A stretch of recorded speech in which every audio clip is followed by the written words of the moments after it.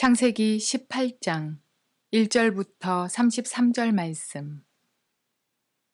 여호와께서 마므레의 상수리 나무들이 있는 곳에서 아브라함에게 나타나시니라.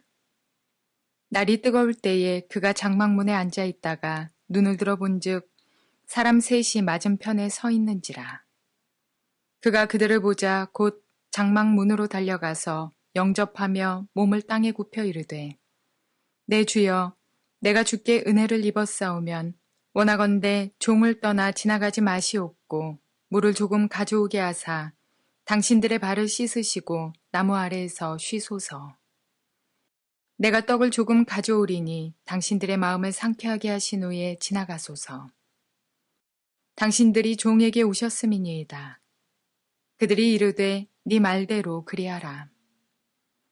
아브라함이 급히 장막으로 가서 사라에게 이르되 속히 고운 가루 세 스아를 가져다가 반죽하여 떡을 만들라 하고, 아브라함이 또 가축대 있는 곳으로 달려가서 기름지고 좋은 송아지를 잡아 하인에게 주니 그가 급히 요리한지라. 아브라함이 엉긴 젖과 우유와 하인이 요리한 송아지를 가져다가 그들 앞에 차려놓고 나무 아래에 모셔 섬에 그들이 먹으니라. 그들이 아브라함에게 이르되 네 아내 사라가 어디 있느냐? 대답하되 장막에 있나이다. 그가 이르되 내년 이맘때 내가 반드시 네게로 돌아오리니 내 아내 사라에게 아들이 있으리라 하시니 사라가 그 뒤 장막문에서 들었더라. 아브라함과 사라는 나이가 많아 늙었고 사라에게는 여성의 생리가 끊어졌는지라. 사라가 속으로 웃고 이르되 내가 노쇠하였고 내 주인도 늙었으니 내게 무슨 즐거움이 있으리요. 여호와께서 아브라함에게 이르시되 사라가 왜 웃으며 이르기를 내가 늙었거늘 어떻게 아들을 낳으리요 하느냐. 여호와께 능하지 못한 일이 있겠느냐. 기한이 이를 때에 내가 네게로 돌아오리니 사라에게 아들이 있으리라.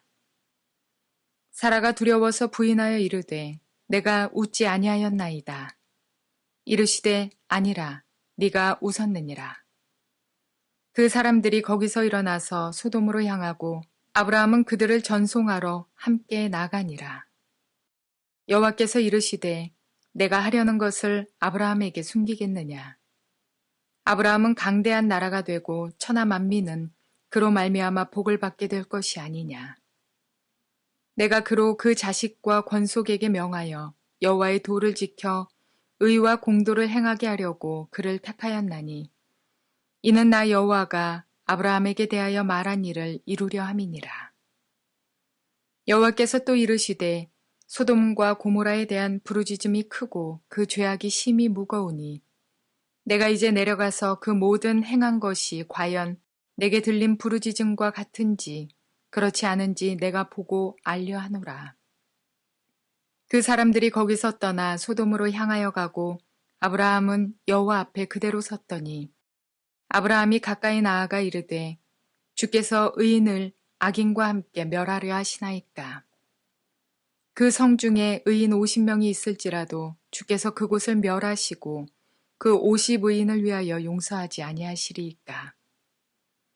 주께서 이같이 하사 의인을 악인과 함께 죽이심은 부당하오며 의인과 악인을 같이 하심도 부당하니이다.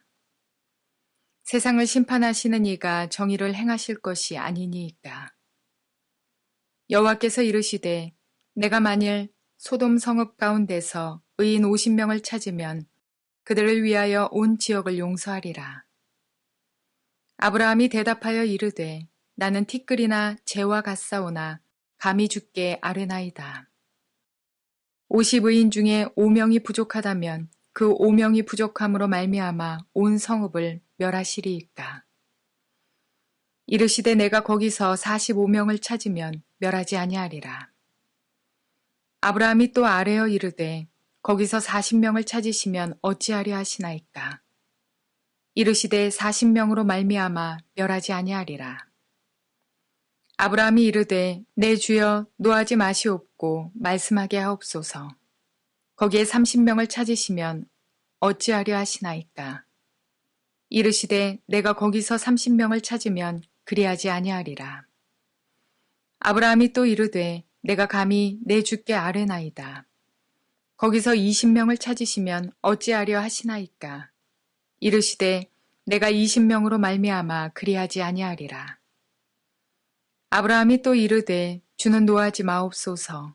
내가 이번만 더 아뢰리이다. 거기서 10명을 찾으시면 어찌하려 하시나이까. 이르시되 내가 10명으로 말미암아 멸하지 아니하리라. 여호와께서 아브라함과 말씀을 마치시고 가시니 아브라함도 자기 곳으로 돌아갔더라. 좋은 날입니다. 성령님께서 오늘도 여러분의 심령 가운데 큰 은혜와 평강으로 함께해 주시기를 주님의 이름으로 축복하여 드립니다. 오늘은 창세기 18장 말씀을 통해서 하나님은 섬김의 사람에게 그의 뜻을 계시하십니다 라는 제목으로 말씀을 전해드리려고 합니다. 섬김의 마음을 가진 사람을 하나님이 사용하신다는 의미입니다. 하나님께서 인간을 창조하실 때 그의 형상대로 그의 모양대로 인간을 창조했다고 했습니다. 외적 모양을 의미하는 것이 아닙니다. 하나님의 성품을 따라 하나님의 본질을 따라 인간을 창조했다는 것입니다. 그 하나님은 섬김의 하나님이며 용서의 하나님이시고 축복의 하나님이십니다. 그래서 인간을 창조하실 때 인간에게서도 그러한 것을 기대하신다고 볼 수가 있습니다. 그런 사람을 통해서 모든 세상의 피조물들이 하나님을 알게 되고 하나님을 창조자로 경배하는 일들이 일어나기를 주님은 원하셨던 것입니다. 그래서 인간이 죄로 타락한 이후에도 하나님은 사람을 찾으시는데 그 가운데서도 저는 생각하기에 섬김의 마음을 가진 사람을 찾으시고 축복하시고 사용하신다는 걸 알게 됩니다. 오늘 본문에 아브라함의 삶을 통해서 우리는 이것을 배울 수가 있습니다. 아브라함의 생애에 큰 재앙이 하나 닥쳤습니다. 그것은 소돔과 고모라의 멸망사건이었습니다. 그 멸망사건 전에 하나님은 그의 사랑하는 택한 아브라함에게, 그러나 그 마음에 섬김의 마음을 가진 아브라함에게 하나님께서 행하실 소돔과 고모라의 심판에 대한 이야기를 계시하여 주시는 것을 오늘 본문은 말해주고 있습니다. 누구에게요? 아브라함에게. 이렇게 생각할 수 있습니다. 아브라함은 하나님이 택한 사람이니까, 예, 맞습니다. 두 번째, 그 택한 사람 가운데서도 섬김의 마음을 가진 사람에게 하나님은 그의 뜻을 계시하신다는 것을 오늘 본문은 우리에게 명확하게 보여준다고 저는 그렇게 생각되어집니다. 왜 제가 그렇게 이야기합니까? 오늘 본문에 보면 1절부터 8절까지 해서 여호와께서 2명의 천사와 함께 아브라함에게 나타나셨다고 했습니다. 하나님께서 천사와 함께 아브라함에게 나타났습니다. 아마도 천사인지 하나님인지도 모르는 아브라함, 그러나 장막에 서 있을 때 나그네 세 사람이 오는데 참으로 놀라운 모습을, 보통 사람들과는 다른 어떤 모습을 느꼈을 것입니다. 그러나 그럼에도 불구하고 모르는 사람, 나그네, 나와 상관없는 사람, 나에게 이익이 될 것 같지 않는 사람, 오늘 한번 만나고 떠나야 하는 사람에게 선을 베푼다는 것은 섬김의 마음이 없이는 있을 수 없는 이야기입니다. 오늘 본문에 보니까 이런 상황 속에서 아브라함은 이들을 마음을 다하여 섬겼다는 것을 볼 수가 있습니다. 2절, 4절, 5절에서 볼 수 있는데요. 달려나가 영접하여 몸을 땅에 굽혀 참으로 존중하는 태도입니다. 그 나그네가 무슨 일 때문에 나그네가 어디로 가는 길인지도 알지 못하고 어떤 신분인지도 알지 못하지만은 그는 몸을 굽혀 절을 합니다. 4절에 물을 조금 가져오게 하사 당신들의 발을 씻으시고 나무 아래서 씻어서 극진한 섬김의 모습입니다. 발까지 씻으시고 좀 쉬고 계세요. 그럼 내가 음식을 차려오겠습니다. 이런 태도입니다. 밥 먹었어요? 물 좀 드릴까요? 하는 태도가 아니라는 것이죠. 5절에 내가 떡을 조금 가져오리니 당신들의 마음을 쾌활하게 하신 후에 지나가소서. 당신들이 종에게 오셨음입니다. 종에게 왔기 때문에 나는 이 세상에서 나그네로 살면서 동일한 나그네 된 여러분들을 섬길 마음의 준비가 되어 있다는 아브라함의 태도, 섬김의 태도, 이것을 우리가 볼 수 있다는 것입니다. 그러면서 그는 최선을 다하여 이 손님을 섬깁니다. 이 나그네를 섬깁니다. 손님도 아닙니다. 6, 7절에 보니까 속히 고운 가루 세 고운 가루 세 스아를 가져다가 반죽하여 떡을 만들라 하고 또 짐승 떼에 달려가서 기름지고 좋은 송아지를 취하여 하인에게 주니. 아니, 나그네에게 이렇게 대접할 필요가 있을까요? 가장 좋은 밀가루를 가지고 빵을 빨리 만들어라. 그리고 짐승 떼에 달려가가지고 기름지고 가장 좋은 송아지를 가져다가, 송아지 고기가 제일 부드럽고 맛있거든요. 기름지고 좋은 부분을 택해가지고 아마 갈비살인지 뭐 안창살인지 모르겠습니다만은 이것을 가져와서 이 손님을 대접하는 모습, 최선의 대접의 모습을 우리는 이 아브라함을 통해 볼 수 있습니다. 한마디로 섬김의 마음을 우리는 그대로 엿볼 수가 있습니다. 그들 앞에 진설하고 나무 아래 모셔 섬에 하는 이야기를 하고 있습니다. 이런 대접을 받은 여호와와 두 천사, 혹은 세 천사라고 표현하기도 합니다. 이 세 사람이, 사람이란 표현을 씁시다, 아브라함의 섬김에 감동을 받아서 내가 아브라함에게 앞으로 하나님이 하실 일을 내가 감추겠느냐 하면서 하나님이 하실 일을 보여주십니다. 내가 아브라함을 택한 것은 공평과 정의를 이 땅에서 행하라고 택한 것이 아니냐. 만 백성들이, 모든 열방들이 아브라함을 통해서 공평과 정의, 그것을 실현하게 하고 수많은 사람들이 아브라함을 통해서 하나님을 보게 하기 위해서 너를 택한 것이 아니냐. 하나님이 하실 일을 너에게 숨기겠느냐 하면서 아브라함에게 이 소돔과 고모라의 죄악과 그로 인해서 하나님의 공평과 정의가 땅에 떨어진 것을 말씀하시고 그 땅을 멸망시키고 심판하실 것을 하나님은 아브라함에게 보여주시는 것입니다. 여기서 잠깐 멈춰 봅시다. 아브라함을 택한 이유가 뭐라고요? 공평과 정의를 행하게 하시려고. 오늘 성경 그 부분을 한번 볼까요? 18절 19절에 하나님께서 아브라함을 택하시고 부른 이유를 설명하는데, 아브라함은 강대한 나라가 되고 천하 만민은 그를 인해서 복을 받게 될 것이 아니냐. 천하 만민이 복을 받는데, 그래서 이 아브라함을 그 예표로 세웠다. 하나님의 통치 대리자요, 이 세상에서 하나님이 기뻐하시는 사람의 모습이 뭔지를, 하나님이 원하시는 사람의 삶의 모습이 뭔지를 보여주기 위해서 아브라함을 택했다는 겁니다. 내가 그로 그 자식과 건속에게 명하여 여호와의 도를 지켜 의와 공도를 행하게 하려고 그를 택하였나니. 의와 공도, 이것을 히브리 말로 하면 미시파트와 체다카라는 것입니다.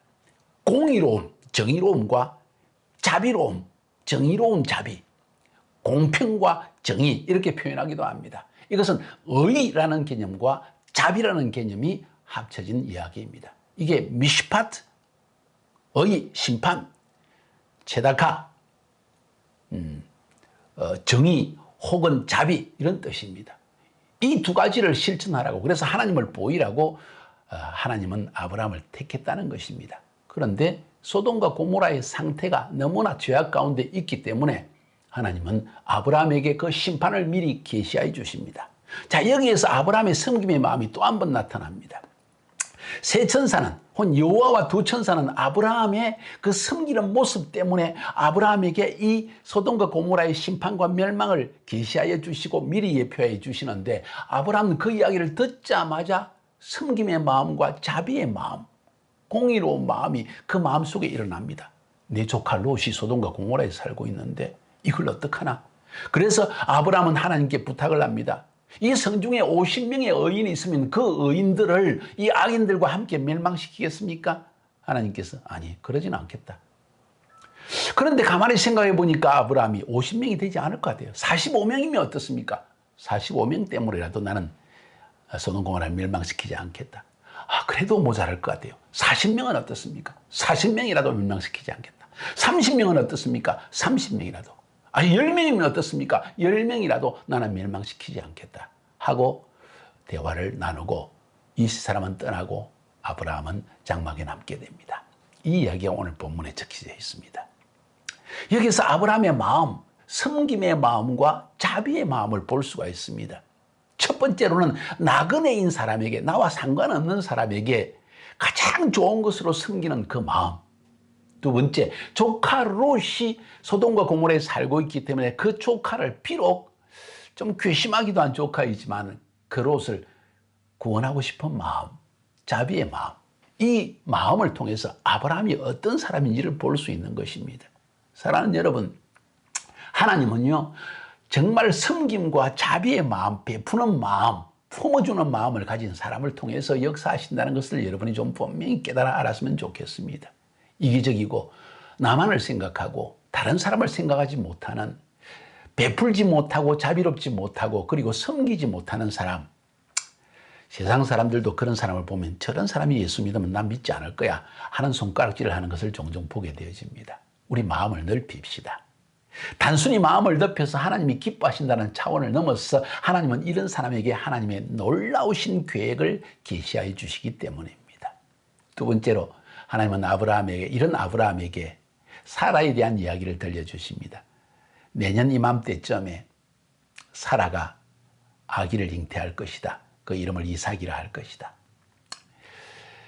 사라가 그 장막 뒤에서 하나님과 아브라함이 대화하는 것을 듣고 웃었습니다. 하나님께서 사라에게 말씀, 네가 왜 웃느냐? 나 안 웃었어요. 사라가 딱 잡아댑니다. 그러면서 하나님께서 이 사라에게 이삭이 태어날 것을 말씀하시고 이삭을 통하여서 하나님께서 약속하신 그 언약을 성취하실 것을 말씀해 주는 걸 볼 수가 있습니다. 사랑하는 여러분, 왜 이런 일을 행하십니까? 아브라함을 도우시는 겁니다. 섬김의 마음을 가진 자, 자비의 마음을 가진 아브라함을 돕기 위해서 사라에게 직접 대면해서 사라야, 네 몸에서 아기를 낳을 것이다. 이삭을 통해서 내가 이 약속을 성취할 것이다 하는 것을 분명하게 도와주시는 것입니다. 아브라함을 도와주시는 것입니다. 여기 중심에 오늘 설교의 가장 핵심되는 내용은 뭔지 아십니까? 아브라함의 섬김의 마음입니다. 자비의 마음입니다. 그런 아브라함에게 하나님은 그의 뜻을 계시하여 보여주시고 또 아브라함을 돕기 위해서 사라에게 직접 말씀하셔서 사라가 이 하나님의 엄청난 믿을 수 없는 엄청난 비전의 성취의 통로가 된다는 사실을 사라가 깨닫고 아브라함과 동역할 수 있는 축복의 기회를 마련해 주시는 것입니다.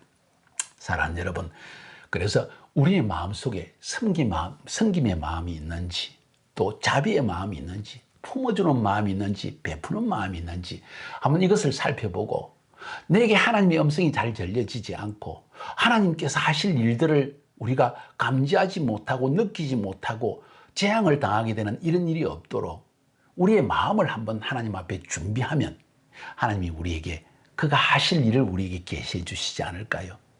사랑하는 여러분, 그런 마음을 꼭 지니시기 바랍니다. 저 인생 많이 살지 않았지만 주님 영접하고 나서 이제 거의 40년이 다 되어 가는데 우리 주님께서 끊임없이 내 앞에 할 일들을 하나씩 보여주는 것을 저는 느낍니다. 저는 신앙생활 하면서 왜 하나님이 그런 축복을 주실까 하고 생각해 봅니다. 저는 부족함이 많은 사람이지만은 저에게는 어느 정도 섬기고자 하는 마음이 많이 있습니다. 저 사람에게 유익되는 것이 뭘까?